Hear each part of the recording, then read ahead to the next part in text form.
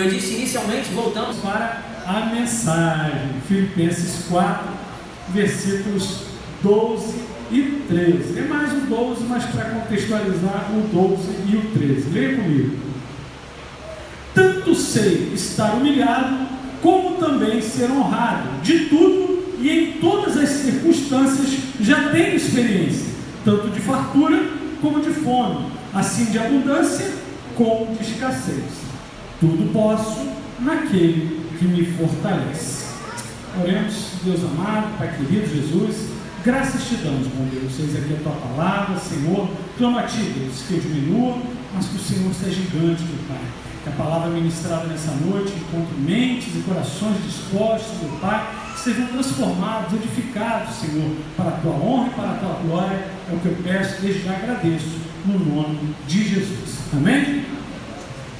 É interessante, eu falava até no culto mais cedo, quando eu dou aula de homilética, que é aula de pregação, né, de como pregar, é comum um dos ensinos básicos vamos dizer, na didática da pregação, que uma vez selecionado o versículo ou a passagem bíblica na qual Deus direcionou o coração do pregador, eu vou por aqui, eu costumo orientar os alunos a buscarem outras traduções para terem uma maior compreensão do texto, ou uma visão mais global daquilo ali, né? E não foi diferente comigo, uma vez que Deus colocou no meu coração essa passagem em Filipenses 4,12, né? Eu fui dar uma olhada em outras traduções, e uma que me chamou muita atenção e eu queria compartilhar com os irmãos, está na Nova Versão Internacional, e ela vai dizer, dentro do mesmo versículo, ela vai dizer assim: sei o que é passar necessidade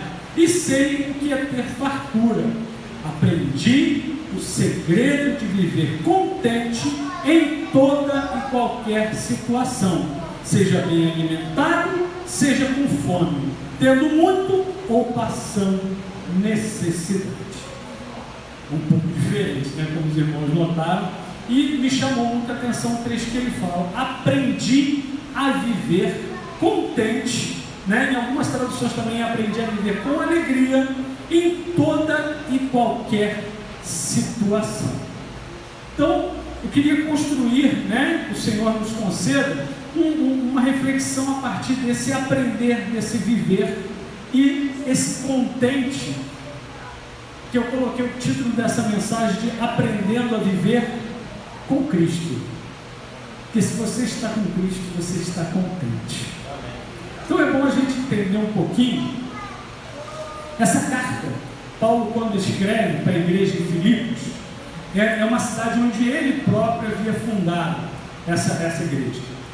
Ele, na sua segunda viagem missionária, foi o responsável por ter implantado essa igreja lá.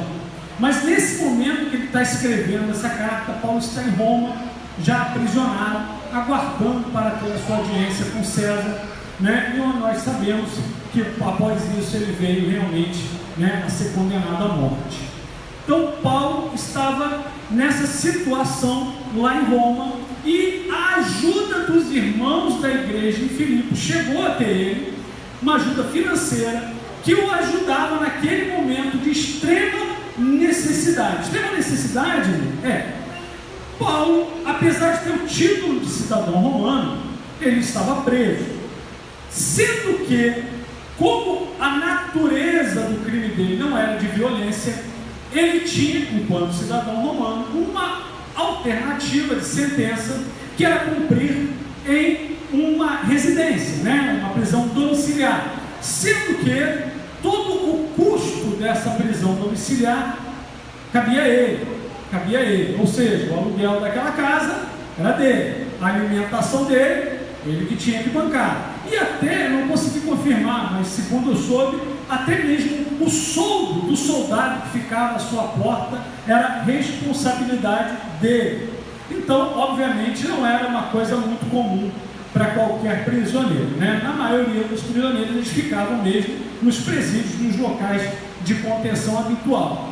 Mas Paulo, lembrando que a condição financeira de Paulo vinha do fato dele ser um comerciante. Paulo era um fazedor de tendas, né? Os irmãos já ouviram isso algumas vezes.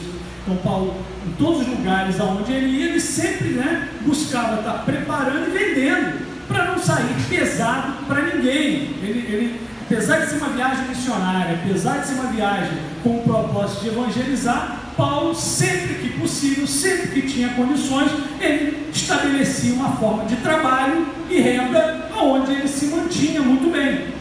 Mas, uma vez que ele agora estava preso, esse tipo de renda já não era viável e ele carecia da ajuda da igreja. E nessa carta, ele com muita humildade, ele agradece a intervenção dessa igreja e aproveita e traz esses ensinos para a igreja. E é bom a gente entender que Paulo está falando ali realmente de toda a sua experiência com Cristo, né? Porque às vezes a gente é muito teórico e falar de Paulo, né, parece que ele já sabia tudo o tempo todo, né? Ele parece assim, né? Quando você lê as cartas, a profundidade de Paulo, o relacionamento que Paulo havia estabelecido com Deus é algo tremendo. E você vai ver que aqui ele está mostrando para a igreja, ele está dando um testemunho para a igreja. Olha, eu estou com dificuldade sim, eu estou passando pela prova assim, vocês bem sabem, né? Mas eu estou contente, eu estou alegre, eu estou feliz com Cristo. E mais feliz ele estava porque ele estava tendo contato da igreja, mais feliz ainda porque ele estava vendo a igreja agir de acordo com aquilo que ele havia ensinado, de acordo com aquilo que está na palavra de Deus. Então Paulo estava muito contente e fazia questão de não somente agradecer, tranquilizar a igreja que o ajudava, mas também fazia questão de edificá-los ainda mais, amém? Então aqui eu queria começar com um ponto muito importante que marca a própria vida do apóstolo Paulo, que é o aprendi o segredo. Paulo, ele se converte no caminho de Damasco, fica 3 dias cego até que recupera a visão, e ali ele vai começar a sua busca para entender quem era Cristo. Muitas das vezes, até a gente que já leu a Bíblia toda, se você não parar para refletir, for no embalo, lendo, pensa que Paulo acabou de se converter e já saiu pelo mundo sabendo tudo e pregando tudo, mas não foi assim. Paulo levou cerca de 13 anos, em alguns lugares você vai encontrar um estudo que vai dizer de 9 a 14 anos, mas a maior parte dos teólogos concorda com esse período de 13 anos. Durante 13 anos, Paulo se regenerou. Paulo deixou de ser um judeu perseguidor e se tornou um ministrador do Evangelho, aquele que trazia a boa palavra de Cristo, aquele que entendeu que a missão dele era ir e levar o Evangelho a toda criatura, para que todo aquele que cresce não mais perecesse, mas tivesse vida eterna. Ele seguiu aquilo que o próprio Senhor Jesus em Mateus 11:29 vai dizer: tomai sobre vós o meu jugo, e aí ele diz, o próprio Jesus, e aprendei de mim, porque sou manso e humilde de coração, e achareis descanso para a vossa alma. Jesus diz: se aprendeis de mim, encontrareis, achareis descanso para a sua alma, para a sua aflição. E aí Paulo, você já vai encontrar aqui, Filipenses 4, ele vai dizer: o que também aprendeste, recebeste e ouviste e vistes em mim, isso fazei, e o Deus da paz será convosco. O apóstolo Paulo, ele absorve aquilo de aprender de Cristo e encontrar a paz, ao ponto que ele vai dizer para os filipenses que Deus traz uma paz que excede todo entendimento. Paulo, ele explica isso por uma vivência. Paulo, na sua intrepidez, na sua ousadia, como nós sabemos, já foi muitas vezes falado, Paulo chega ao ponto de falar: imite a Cristo. Se você não consegue imitar Cristo, então imite a mim, porque é isso que eu estou fazendo, eu estou imitando a Cristo. Ele tinha uma dedicação em ser realmente um servo do Altíssimo. Paulo queria e se esforçava e buscou aprender como para poder fazer aquilo para o que ele foi chamado. O detalhe nessa história não foi somente Paulo que foi chamado, não foi somente os pastores que foram chamados, não foi somente os preletores que foram chamados, mas sim todos que um dia ouviram e se converteram e mudaram os seus caminhos. Todos nós fomos chamados a irmos e pregar o Evangelho. Eu gosto inclusive da tradução na tradução King James, que diz: enquanto estiverdes indo pelo mundo, pregai o Evangelho a toda criatura. Porque ele já parte do princípio que você já foi, meu irmão. Ele não parte do princípio que você ainda está paradinho esperando algum sinal, porque o sinal já foi dado. Cristo já ressuscitou, Cristo já ascendeu os céus e já está voltando.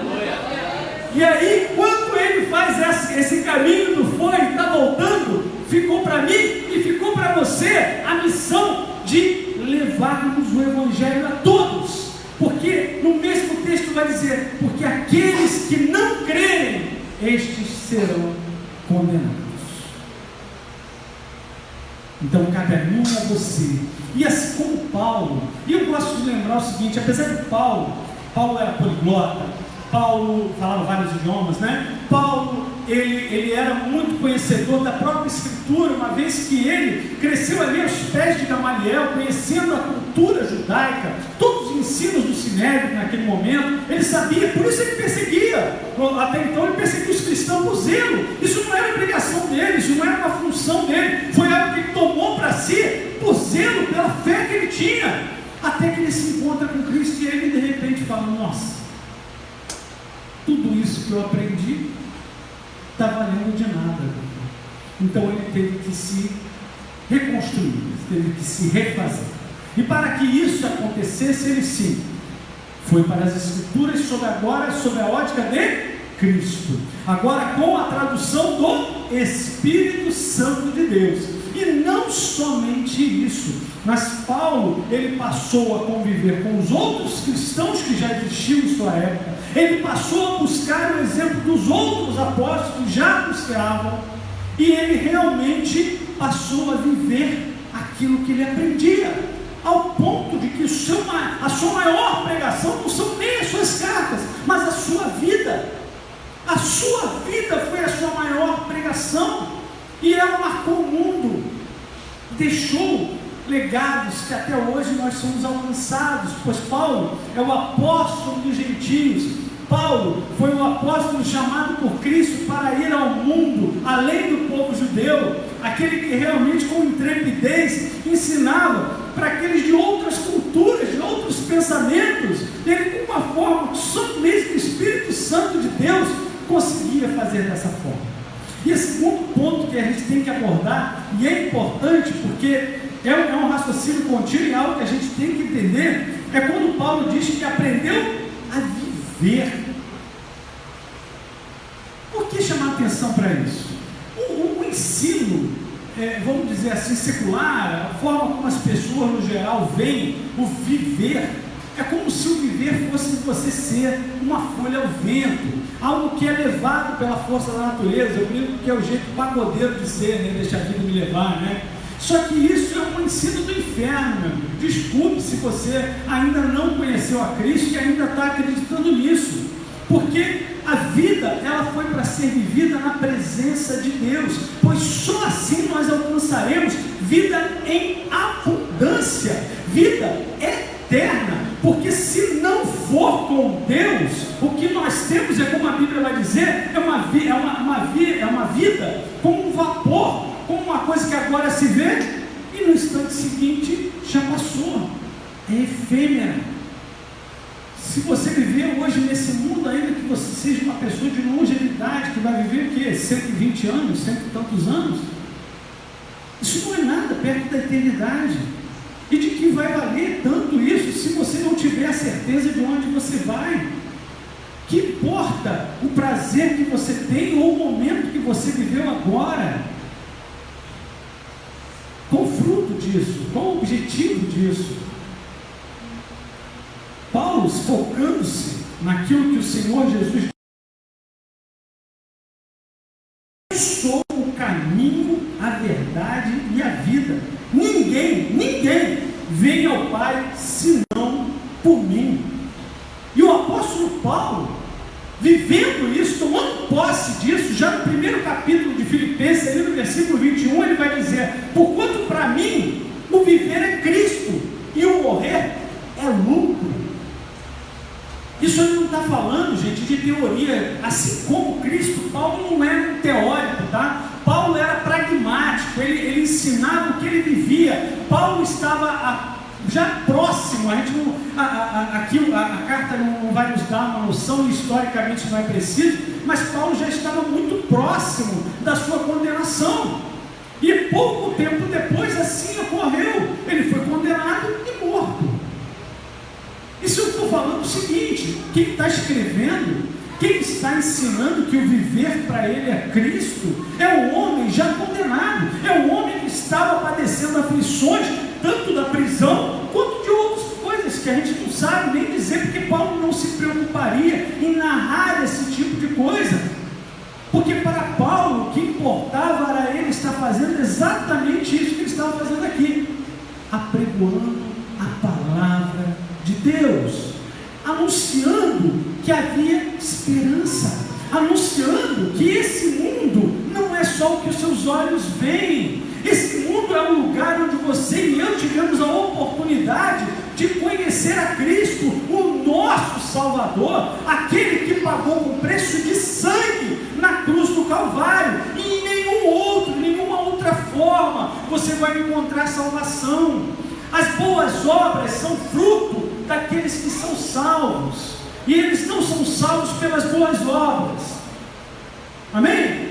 Porque a palavra de Deus ele vai dizer, tá? Que a gente não é salvo pelas boas obras, para que a gente não se ensoberbecesse, se orgulhasse, de que porque eu fui salvo, porque eu sou bonzinho. Isso não existe. Isso não existe. Quando nós, que hoje, glória a Deus, estamos aí na distribuição de cestas, mas só para lembrar, a instituição, né, que representa a nossa igreja, o Projeto São Evandro, ele já existe há mais de 10 anos, e nossa, desde a distribuição de cestas, você ainda vai ter aí, e os irmãos aqui, talvez os que estão ouvindo, a gente tem psicologia, nutricionista, dentista, médico, fisioterapia, curativo, nossa, é uma quantidade de serviços que são oferecidos com qualidade, como diz a palavra, não feitos para homens, né, mas feitos para Deus, para dar honras e glórias a Deus. E nós temos visto realmente o fruto desse trabalho gerar vidas. Eu não estou falando só de restauração da saúde física, não. Gerar pessoas convertidas, gerar pessoas que entendem que esse tempo na terra ele é vão, ele é breve, mas que a eternidade aguarda por nós, pelo menos para os que nele creem. Então, de que vale ouro, prata, riqueza? De que vale se você não tem certeza da sua salvação? Mas o mundo não está ciente disso, de que há uma continuidade do nosso caminho. Nós somos como uma semente. Nós somos como uma semente. A semente, para que a árvore brote, ela morre. Você entende isso? A semente, ela morre, e dela sai uma árvore, sai uma planta, sai uma nova vida. Assim acontece comigo e com você, uma vez que estamos em Cristo Jesus, porque é dele, por ele e para ele todas as coisas. Amém? Então que nós entendamos que o apóstolo Paulo, ele aprendeu a viver com Cristo. Não foi automático, não foi porque ele aceitou Jesus e pum, agora eu já sei a Escritura, agora eu já sei tudo, pronto, não preciso de mais nada. Não é assim que funciona. Nós somos santificados a cada dia. Ser santo é ser separado, tá bom? De um modo geral aí usa-se essa palavra muito mal, tá? Sanctum, é do latim mesmo, é de separado. Os santos do Senhor, aqueles que foram separados por Deus. Separados, sim, aqueles que cumpriram aquilo que Ele falou. O Senhor Jesus, Ele diz que vós sois meus amigos se fazeis o que eu vos mando. Isso está em João 15:14. Ele nos chamou para boa obra. Se nós assim a atendemos, nós estamos frutificando no Senhor, é ser assegurado por Ele a nossa vida eterna com o Senhor. Isso é uma coisa interessante, quando fala até do aprender. Tia Ledinha, né, nossa professora de teologia, ela fala da importância de você conhecer a Bíblia para conhecer a Deus, porque é com Ele que você vai passar a eternidade. Já pensou que coisa chata passar a eternidade com alguém que você não conhece? Porque esse é o princípio, porque a Bíblia ela existe como um manual de regra e fé para um relacionamento com Deus. É disso que se trata. O Senhor, Ele busca em mim e em você um relacionamento sincero. Ele não está buscando pessoas que adentrem para o seu clubinho chamado igreja com medo do inferno. Não é isso não, porque a palavra de Deus vai dizer que muitos chegarão na presença do Senhor e vão dizer: em teu nome, Senhor, curei, expulsei, fiz e aconteci, e Ele vai falar: mas aparta-te de mim que eu não te conheço. Não é fazer parte do clubinho, é andar com Cristo, é ser igreja. Ser igreja envolve ter Cristo como cabeça. Cabeça é onde está o saber, é onde está o conhecimento, é aquele que determina a ação. Se você não consegue ou ainda não conseguiu, busque no Senhor, busque aprender a palavra, busque em todo tempo, porque isso é viver. E aí, seguindo ainda mais, a coisa mais linda, né? Por isso que eu gostei dessa parte da NVI, quando ele disse que ele aprendeu, né, a viver contente em toda e qualquer situação, né? Ele aprendeu a ter satisfação em toda e qualquer situação. E isso é muito complicado para a gente. A carne milita contra o espírito, especialmente nesse momento, porque nós queremos, né, a nossa satisfação, mas o ensino de Cristo, e Paulo, com muita intrepidez e ousadia, Paulo não ensina esse evangelho modinha que você vê aí, que faz você acreditar que você é um super-homem, que você não fica doente, que faz você acreditar, né, que você vai ser zilionário, porque milionário já está pouco para alguns aí, né? Ele fica aí ensinando umas coisas que eu não acho na minha Bíblia, né? Mas Paulo, ele falava de que mesmo na aflição, mesmo na pobreza, mesmo na dificuldade, ele se alegrava no Senhor. Em algumas traduções, quando diz que ele aprendeu a estar contente, diz que ele também aprendeu a ser alegre, porque Paulo, ele tinha a alegria dele, estava no Senhor. Aí eu separei até uma passagem, eu e o pastor Sidemar, a gente gosta muito do livro de Neemias, é um livro realmente muito forte, e tem um momento quando os muros já estão edificados e está havendo a leitura da palavra sagrada para o povo, que eles estão chorando, e aí Esdras, né, fala para o povo e disse mais: ide, comem carnes gordas, tomai bebidas doces e enviai porções aos que não têm nada preparado para si, porque este dia é consagrado ao nosso Senhor. Portanto, não vos entristeçais, porque a alegria do Senhor é a nossa força.